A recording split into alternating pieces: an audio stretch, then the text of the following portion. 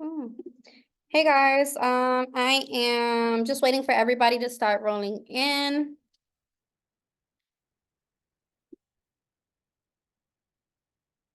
I'm gonna post on the group to make sure that everybody knows what's going on.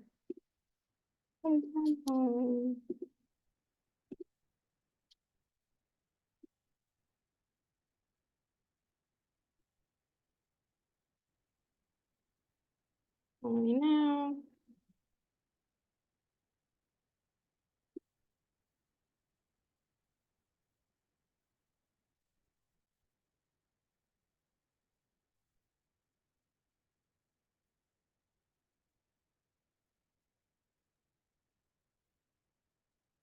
I'm just trying to figure out why there's so many.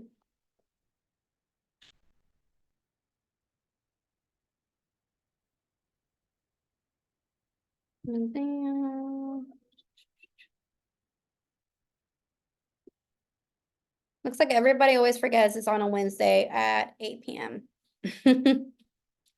Nadia, how you doing? AI live on Facebook.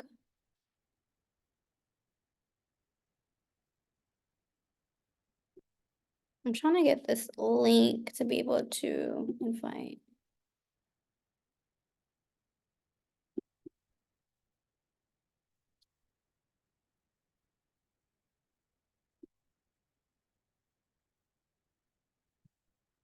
Announcement. Everyone's super late today. Let me see.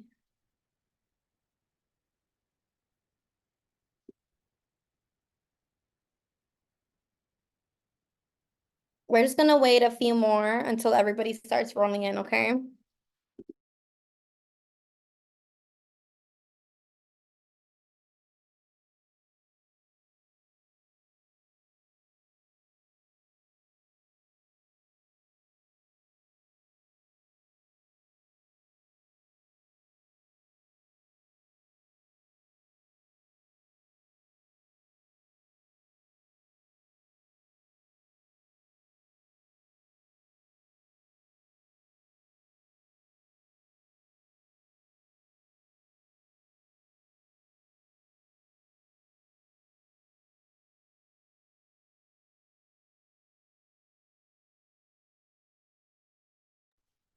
I was on mute. Sorry about that. Hi, Tatiana.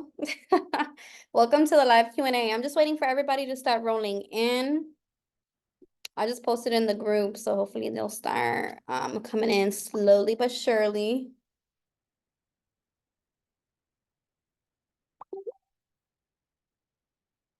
We're just gonna put this to my system.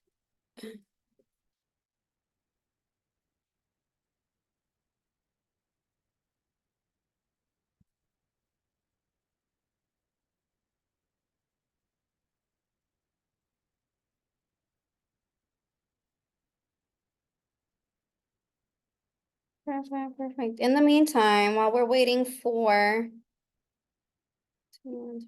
everybody to just join in, did you guys have any questions before we start the live Q&A?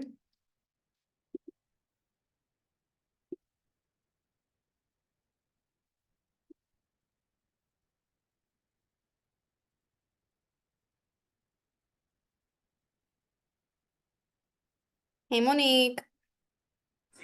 Hey, girl. Everyone's so late today, so we're just waiting it out for a bit. Okay. Let's see.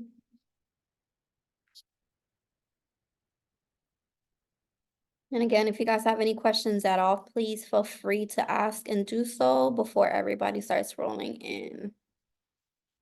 Hopefully this actually posted.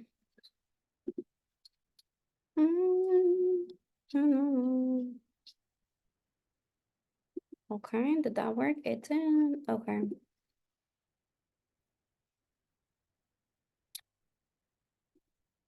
Let me see how you know.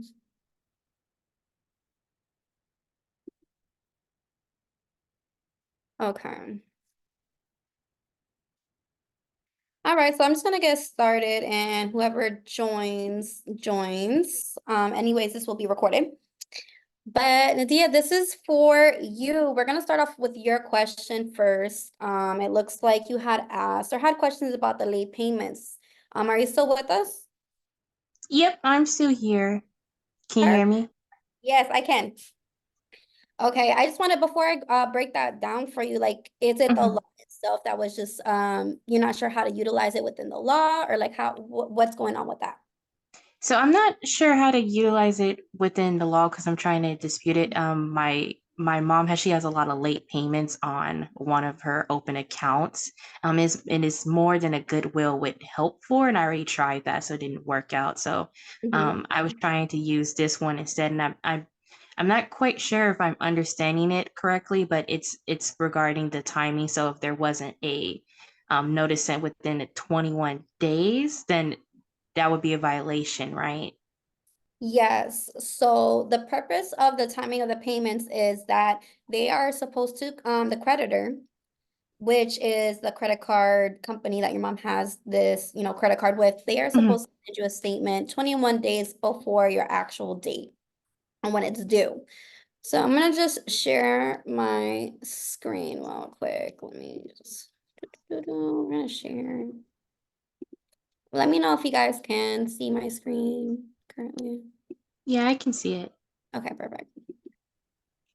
So when I'm looking over this law, clearly I just go off of the first sentence. And again, this is 15 US Code 1666B for those who are not familiar. This is the Mhm. timing of a payment. So the creditor may not treat a payment on a credit card account under an open-end consumer credit plan as late for any purpose. So Mhm. they're not supposed to, any open-end credit card that you have, they're not supposed to be reporting any payment as late Mhm. unless the creditor has sent you or followed the procedures, right? That they Mhm. had designed to ensure which each statement was mailed to your mom or whoever the person is in this Mhm. situation, required by 1637B. It was either Mhm. mailed or delivered to the consumer no later than 21 days before the payment due date. So Yeah. when I take a look at that, my goodness, this otter thing.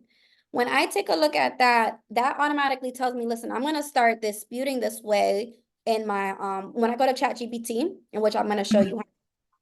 Mhm. I go off of this first statement here, that the creditor is not supposed to be reporting any late payments for any reason on an open-end Mhm. credit card.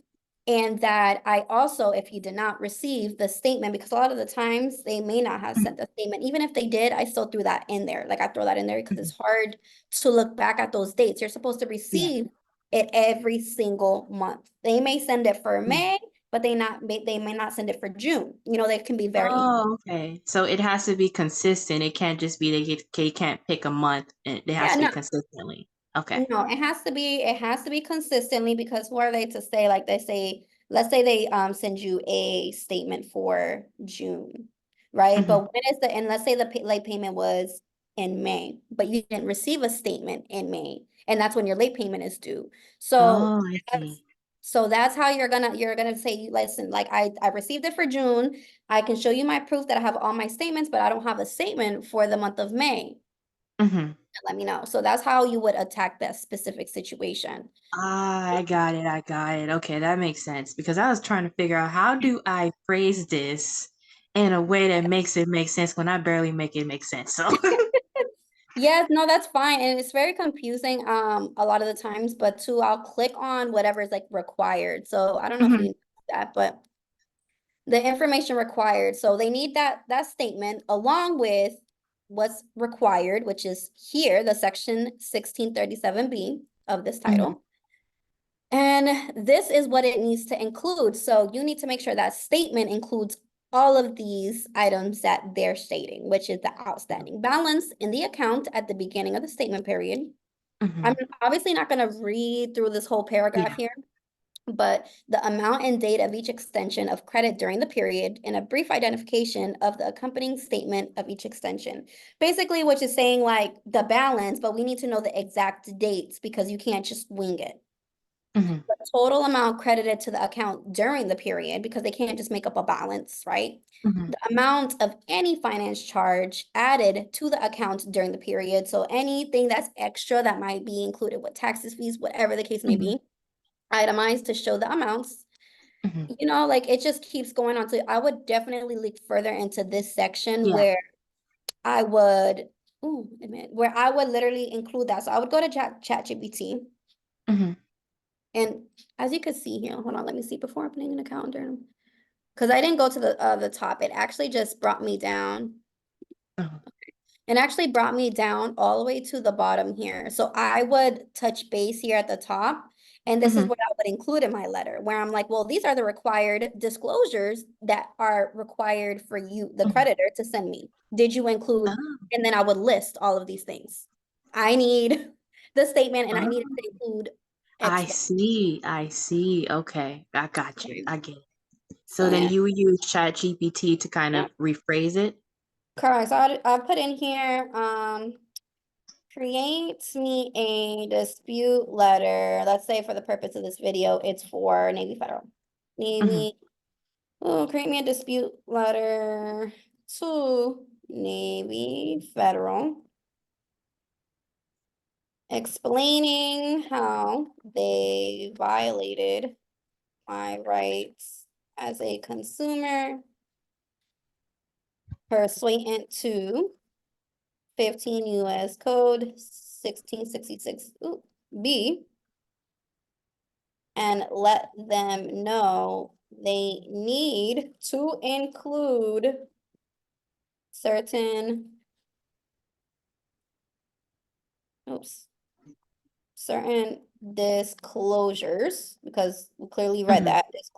Disclosures. Can't even spell. Closure. And then if I forget, I'll literally come Mhm. here. Sometimes ChatGPT will pick up on it. If not, like I'll just kind of copy and paste a Copy few and paste. words from the required disclosures, but Mhm. sometimes it won't pick up. So section 1637B. So that's where I would come back here. Section 1637B. Within this law, and I demand they update timing of payment. And I would be specific in this case. Let's say that the late payment was in March. Mhm. So I would put that in here. Demand they update timing of my late payment from March 13th of Mhm. 2024 and update it to current. So I kind Got of just like wing it. So that's how I would have ChatGPT. And again, I would like, Oh. Oh, wow. yeah, so it kind of does the work for you, but you kind of definitely Mhm. want to be very specific, and you definitely Yeah. want to read through, because some things within this letter may not resonate within your situation. And Mhm. sometimes if this is not aggressive enough for me, I would put in there, make it personable and make it Mhm. aggressive. Gotcha. And it'd be a little bit more aggressive than what was originally created. So let me Gotcha. see if Yeah. it puts it in I'll here. definitely do that because I use ChatGPT all the time too, but I never really use it for letters for some reason because I thought, you need to personalize them a little You bit can, more. But it's just more, yeah, it's more of an outline. So you could use this, but you definitely Mhm. want to like play around with it to make it more personable to your situation. Yeah, exactly. I see your point. So I'll Yeah. definitely go back and look through those disclosures a little bit more closely. Now that I Mm, understand exactly what the law is, because I yeah. couldn't really wrap my mind around it and stuff. And then because she has a lot more, she has for one account for the open one, it's 22. So a To good like late payments. yes, yes, Okay, so she's better off removing the whole account. yeah, right. Except Yes, it's an yes. open account, it's an auto account, so it's hmm like yeah. You can still Oh, remove it. You can still you remove. can? Yes, it's just credit repair agencies or companies, they don't like to work on any open accounts because it's different when the actual consumer is reporting or removing that account themselves. Mhm, So you can't dispute it. It's a little bit harder to remove that open account. Just know you mhm. still owe them because it is open, but it's just not going to be reporting on that credit report. So it's not going to affect her. Gotcha. Okay. Okay, then I'll definitely look into that, but I'm gonna at least try this one first because she doesn't really want me to remove it. So it's like, Mhm, that's gonna be mhm. like the last route. I'll have to be like, Yeah. yeah, there's no way around it. So yeah. Sure. Too, and then if this route also doesn't work, I'm not sure if you were in our other class where Sasha Lynn also had mentioned that there's a specific law that has to do with late payments as well. You can utilize it for that. Mhm. But you also can use it for utilization. Um, Oh, okay. but it kind of goes two and two together. So I kind of Mhm, wanted to touch base on that because it does mhm, play a hand in late payments. Let me see if I mhm. can find hers real quick. Sasha My Lynn. my other option too was to try and get her an order trust and try to discharge it through an order trust that way. But I wanted to see about getting the late payments because I do want to keep the history at least. Yeah, I know. Sometimes it's just late payments are just more worse to deal with and cope with, literally, than just a Yes. report statement. Let me see. Okay. So this is the law that you could also look into. I'm gonna just post it in the chat. Yes, This is please. the exclusions, which is the experience and transaction. They're supposed to be excluded from your credit report. The experience Mhm, is your high utilization. Like that's your mhm, experience with the creditor. That's not supposed to be reported. And the mhm, transactions obviously is the payment history. That's also excluded from your credit report. So mhm. definitely you want to look up her name, and she gave you like a little brief Yeah, template to use. That way you can include it within your letter and make it your own. gotcha. Okay, yeah, I'll look that up too, and I'll go through the post there and see and just kind of make a template. I'll be doing this pretty much all day, so I'm glad we talked about this in our first. So this worked Perfect. out for me. Awesome. I'm glad I could help. Okay. I'm gonna click this down here. All right, guys. So in the Miss Sign, I have so many tabs open right now. So there was some questions in the Facebook community. Obviously, I don't know for streaming this tonight through the Facebook community, but they're not able to come in and ask questions. So what I do is kind of like get the questions from the Facebook group that they try to post and try to answer them here, just in case Donna McKell decides to be able to take take that and put it in. Okay, hold on, guys. Let me figure out. Let me stop sharing my screen real quick because I have some personal information on here. All right, let me see. My Q&As. Okay, I found it, guys. I found it. I just have so many tabs and so much going on with this desktop. You guys might get scared off. Let me see, share. Okay, so these are some questions that were from the Facebook group that some peeps had. Nikki Helms, this is something that you had asked within the Facebook group, and I kind of want to ask or answer this question for you. So they had asked, when removing negative items from your report, how do you decide if you should go with factual dispute method or the CFPB/FTC method, or do you do both? I want to clarify that there is no right or wrong way of you disputing. You definitely don't want to do the CFPB and the FTC because they kind of go hand in hand. You don't want to use that disputing method and also do factually disputing because you're supposed to use one method first, see if you're able to get some deletions off of that with the CFPB and FTC method. And if nothing falls off, you can actually submit again with the CFPB and FTC. But if you don't decide to go that route, now you can actually, for the second round, look into factually disputing. So you're going by rounds, and how I would go about it is that I would actually take a piece of paper because I like to get organized in my disputes. And you don't want to submit too many disputes all at once because you don't know what worked.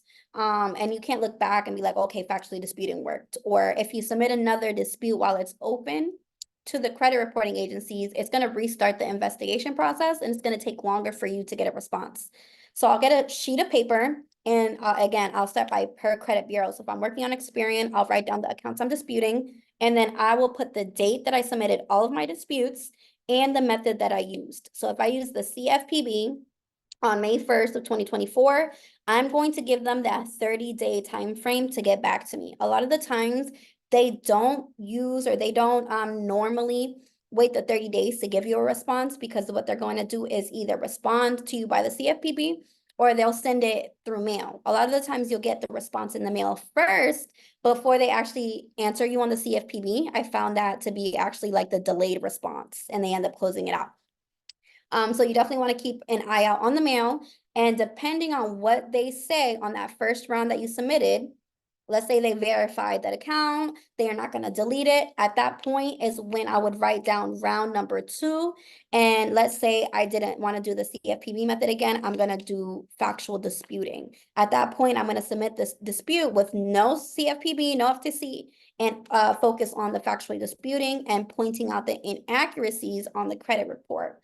And I make sure now I'm going to wait the 30 days, the full 30 days. That way you're keeping yourself organized, and you're now testing out different methods when it comes down to disputing. So hopefully that helped as well. And if you guys have any questions right now, even during this call, let me know. Unmute, completely fine. Now we also have Kimberly. Kimberly Mitchell had a question, and she said, good evening, everybody. I need some help.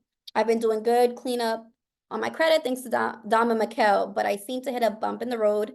The identitytheft.gov will not let me make any changes or upgrades information anymore. I do have an account with them. What do I need to do to fix this so I can continue to clean up my credit? So in this case, Kimberly, if you created an account, and I've never came across this, and I'm not sure if you guys in here that's on the Zoom can answer for her, but this is my route, and this is how I would go about it. If I created an account and it's not allowing me to edit or update that report again, I would try using, what is it called? Incognito mode. The incognito mode, or the tab where it's private, so that way you don't get flagged and it's going to allow you to move forward with the process. If that does not work in incognito mode, I would actually create a whole separate email address. I would create a Gmail specifically for disputes, and I would create a whole nother not CFPB, a whole nother FTC report using that whole new email, right? Because that email is not connected to a account with the FTC. So you're not going to want to do that. So that is my take. I'm not sure if any of you guys have partaken or in a similar situation, but that's just my take on it.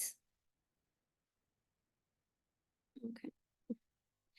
Giselle Ortiz asked if someone can help her removing a late payment. She's tried the method and that was provided in the course, and it cannot seem to remove the late payment.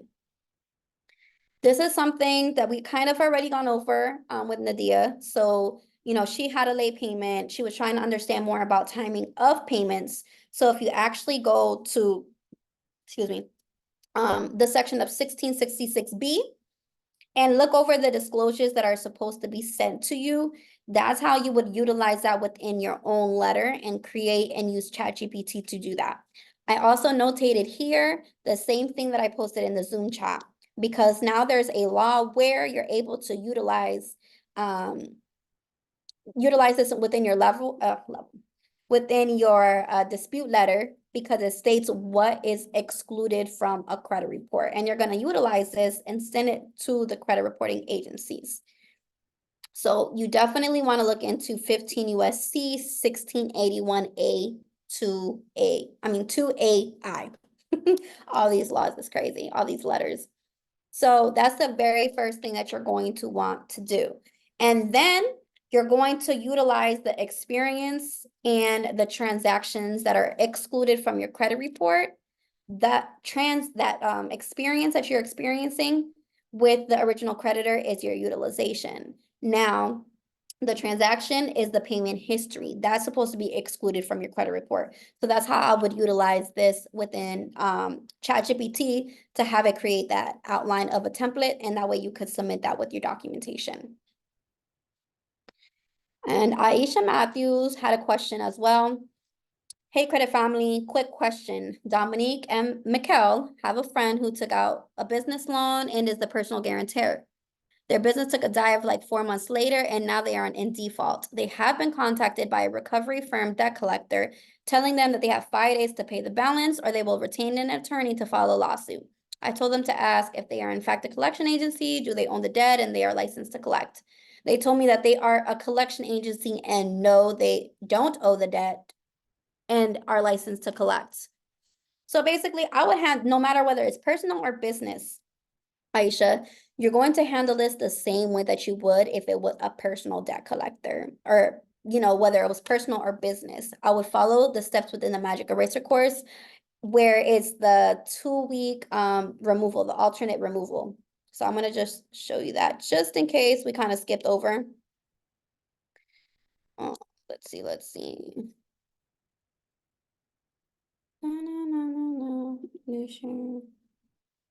Because I go to, I have this bookmark, guys. I'm always in the credit book. So we're gonna scroll down to the bottom. And you're literally gonna just review this section here. You're gonna send them a debt validation letter, just like you would any other debt company. Right here, validation of debt. And then you also want to look here into the 2-week collection account removal. You want to follow the steps step by step. You don't want to skip out on it, because a lot of the times clients might submit the letter, but they might not include an invoice. They might not include the affidavit of truth, and it might not work for you. So that's why it's very important for you guys not to skip over these videos. But definitely they have everything laid out for you here, and you can go from there. Now, did you guys have any questions at all? Because it looks like it's gonna be a short little class today. If I can stop sharing my screen. Can you guys still see my screen? Let me know. Stop sharing. Okay, perfect. So if you guys don't have any questions at all, again, please feel free to reach out to me. And that way we can get your questions answered. Don't forget that Funnel Money is also going to be starting May 5th, next week. If you already have a funnel or you're looking to get a funnel done, make sure you reach out to Dama Mikkel. And then also, if you're looking for that done for you, credit repair, right, guys? Reach out to me, DM me. I have the link within the school community. I'll also drop it here just in case that you guys want to take a look and be able to reach me. And oh, did I miss somebody's chat? Okay. I thought if you guys want to end, but oh, you're welcome. You're welcome. I didn't realize, Canara, you're doing great keeping up with everybody within the CIA. Okay, put this together. Have a great night. So we will be touching base soon, every Wednesday at 8 p.m. And I look forward to touching base with you guys.